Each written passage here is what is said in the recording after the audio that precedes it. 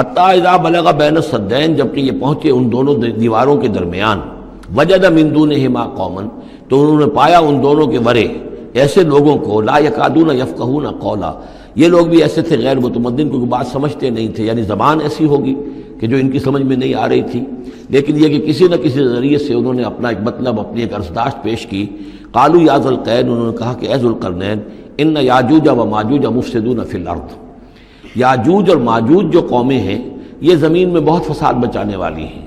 فہل نجعل لک خرجا، تو کیا ہم آپ کے لیے ایک سالانہ خراج مقرر کر دیں، الا ان تجعل بیننا و بینہم سدا، اس کے عوض کہ آپ ہمارے اور ان کے درمیان ایک سد تعمیر کر دیں، ایک دیوار حائل کر دیں کہ وہ ہم پر حملہ آور نہ ہو سکے، یعنی درے کو بند کر دیا جائے۔ یوں سمجھیے جس اصول پر کہ آج کل ڈیم بنتے ہیں، ڈیم پہاڑی سلسلہ یوں آ رہا ہے، پہاڑی سلسلہ یوں آ رہا ہے، دریا درمیان میں سے گزر رہا ہے، آپ نے اس گزرگاہ پر ایک دیوار کھڑی کر دی تو یہ گویا کہ ایک آرٹیفیشل لیک کریٹ ہو گئی، پانی یہاں جمع ہو رہا ہے۔ تو اگر پہاڑی سلسلے دو چل رہے ہوں، ان کے درمیان جو راستہ ہے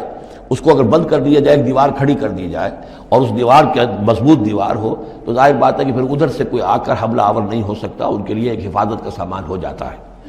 یہاں یہ سمجھ لیجئے کہ یاجوج ماجوج سے کیا مراد ہے۔ حضرت یافس علیہ السلام، جو تین بیٹے تھے حضرت نوح علیہ السلام کے، سام، حام، یافس، سامی نسل کے بارے میں تو ہم نے بہت کچھ سمجھ لیا کہ حضرت ابراہیم بھی سامی نسل سے تھے، پھر قوم عاد بھی سام ہی کے نسل کی ایک شاخ تھی، قوم سمود بھی اسی کی شاخ تھی، یہ تمام جو ہے یہ تو سیمیٹک ریسز ہیں۔ حضرت یافس کی اولاد نے یہ سینٹرل ایشین ماؤنٹینز کا جو سلسلہ ہے اس کو کراس کیا اور شمال میں چلے گئے، اور شمال میں جا کر دائیں بائیں پھیل گئے، پھر یہ میدان ہے، ٹنڈرے کے میدان اور فلانے میدان اور بڑے بڑے کھلے میدان ہیں، تو گویا کہ ایشیا کو درمیان میں جو سلسلہ کوہ تقسیم کر دیتا ہے، ایک شمالی حصہ ہے، ایک اس کا اس کے جنوبی حصہ ہے، یہ شمالی میں چلے گئے اور جا کر پھر پھیلے۔ پھیلنے میں وہ مشرق کی طرف آئے تو چین اور ہند چینی تک یہ ساری قومیں جو ہیں یہ یلو ریسز، یہ انہی کی نسل سے ہیں، اور مغرب میں چلے تو روس، اور روس سے ہو کر روس کے ساتھ ملتا ہوا علاقہ ہے اسکینڈینیوین کنٹریز کے ساتھ، پھر وہاں سے وہ اتر کے، اور یورپ کے بھی جو یہ مغربی ممالک ہیں، اینگلو سیکسنز جو ہیں، یہ بھی در حقیقت اسی سے اسکینڈینیوین کنٹریز سے اترے ہوئے لوگ ہیں۔ تو یوں سمجھ لیجئے کہ ویسٹرن یورپ اور ایسٹرن یورپ کا بھی خاص طور پر شمالی علاقہ، اور پورا یہ روس کا علاقہ، اور پورا صحرائے گوبی، اور پورا چین، اور وہاں تک جو ہے ہند چینی تک، یہ یافس کی نسل ہے۔ یافس کے جن بیٹوں کے نام تورات میں آئے ہیں، کئی نام ہیں، وہ کوئی ایک دو نہیں، ان میں گوگ اینڈ میگوگ بھی ہے، توبال بھی ہے، موسک بھی ہے، موسک ایک شخص کا نام ہے،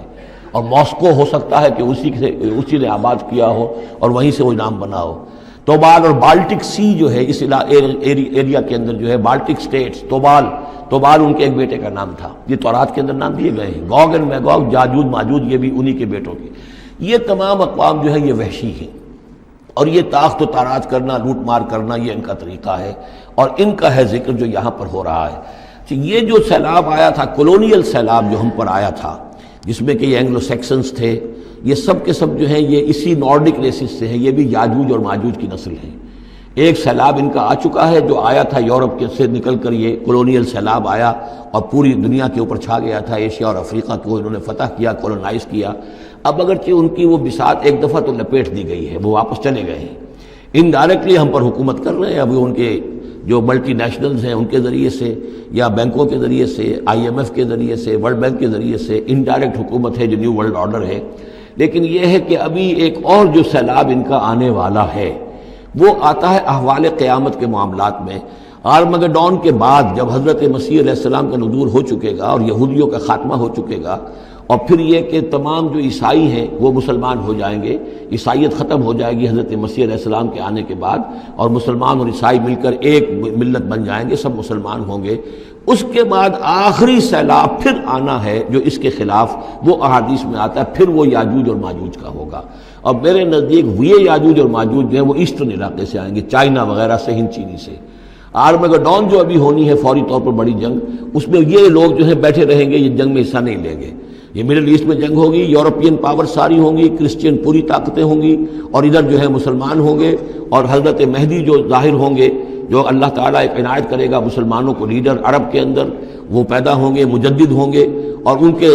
کے ذریعے سے عرب کے اندر ایک اسلامی حکومت بھی قائم ہوگی، لیکن ان کے لیے مدد کے لیے خراسان کے علاقے سے فوجیں آئیں گی، مشرق سے آئیں گی، اور یہ علاقہ جو ہے وہ ہے جو ہمارے قریب ہے اور ہم بھی اسی علاقے میں ہیں۔ اللہ تعالی ہمیں توفیق دے کہ یہاں وہ ہم پہلے اس نظام میں خلافت قائم کریں، تاکہ یہاں سے پھر فوجیں جائیں اور حضرت مسیح کے ساتھ ہو کر اور حضرت مہدی کے ساتھ ہو کر عیسائیوں اور یہودیوں کے ساتھ جنگ کریں، اور بالآخر پھر یہ کہ پوری دنیا میں اسلام کا بول بالا ہوگا۔ لیکن جب یہ ہو چکے گا اس کے بعد ایک سیلاب پھر آئے گا یاجوج اور ماجوج کا۔ تو یہ چونکہ پوری ایک سلسلہ ہے، ایک نسلیں ہیں اس کے اندر بہت سی، تو ان میں چونکہ تفسیری اعتبار سے بہت سی باتیں جو ہے مختلف آراء بھی سامنے آئیں گی، تو میں نے جو رائے میری ہے وہ آپ کے سامنے بیان کر دی ہے۔ اس وقت میں وہ یاجوج ماجوج تھے جو ان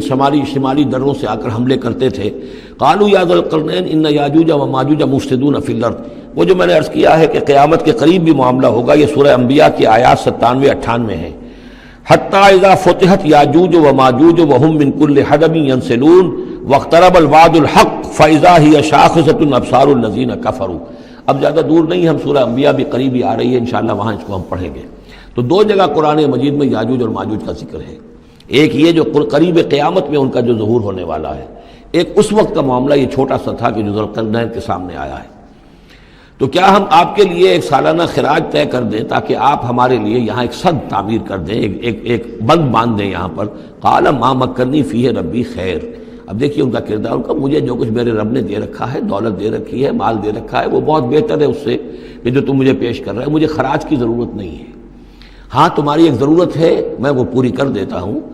فاعینونی بقوت، مجھے مین پاور فراہم کرو، باقی ساری سامان جو ہے میں فراہم کر لوں گا، لیکن بہرحال اس کو بنانے کے لیے، دیوار بنانے کے لیے اور دونوں پہاڑوں کے درمیان اتنی بڑی جو سد تعمیر کرنے کے لیے جو مین پاور چاہیے، اعینونی بقوت، تو محنت کے ذریعے سے، مین پاور کے ذریعے سے میری مدد کرو۔ اجعل بینکم و بینہم ردما، میں ان کے اور تمہارے درمیان ایک موٹی دیوار بنا دوں گا۔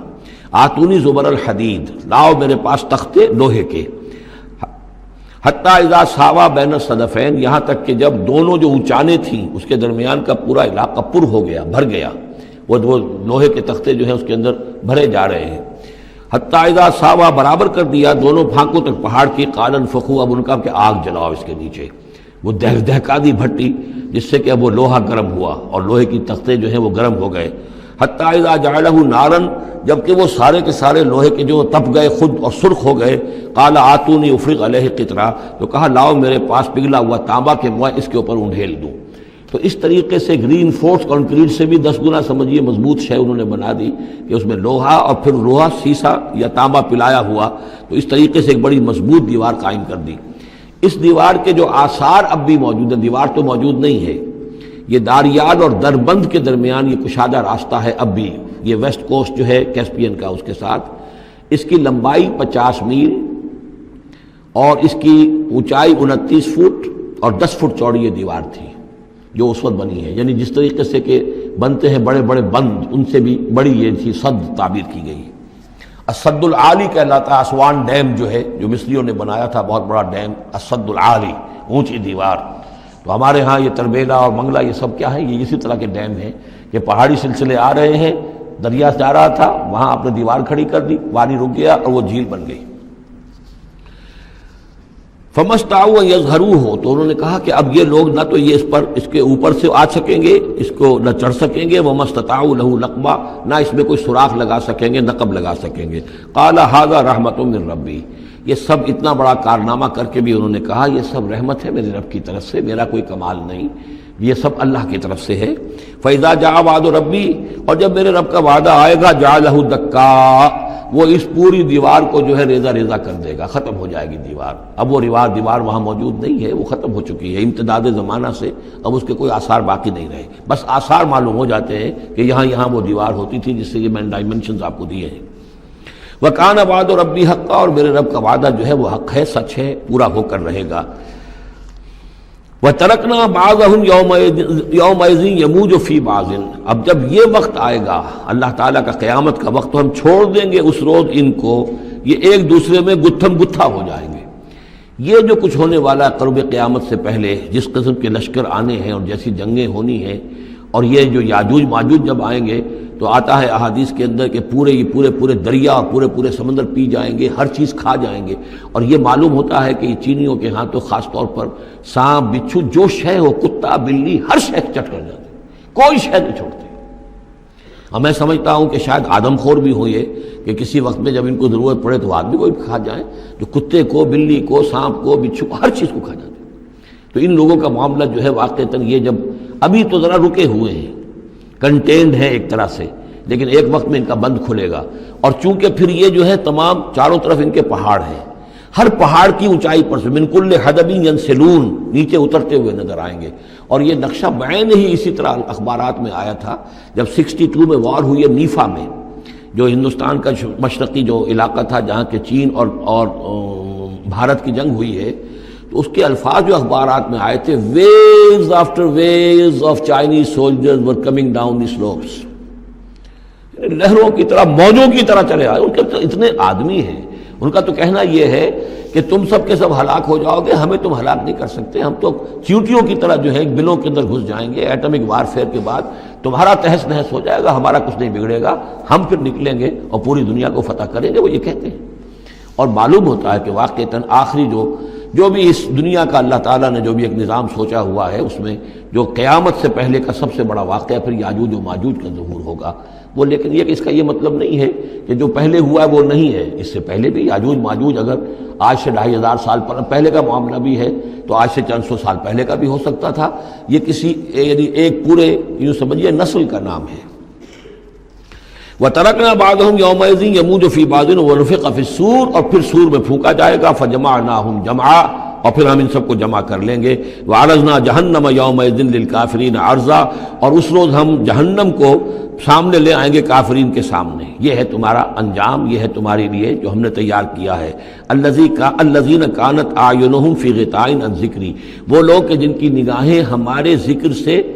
کوری ہو چکی تھیں، پردہ پڑا ہوا تھا ان پر، ہم یاد نہیں تھے، بس دنیا سامنے تھی، مسبب الاسباب کو بھول گئے تھے، اسباب پر سارا بھروسہ تھا، مادی اسباب و وسائل، مادی نعمتیں، مادی مال و اسباب، مادی چیزیں جو ہیں، یہیں کی چمک دمک، یہی کی رونقیں، یہی کی شان اور شوکت، اسی کے پیچھے پڑے ہوئے تھے۔ وَكَانُوا لَا يَسْتَطِيعُونَ سَمْعًا، اور وہ سماعت سے بھی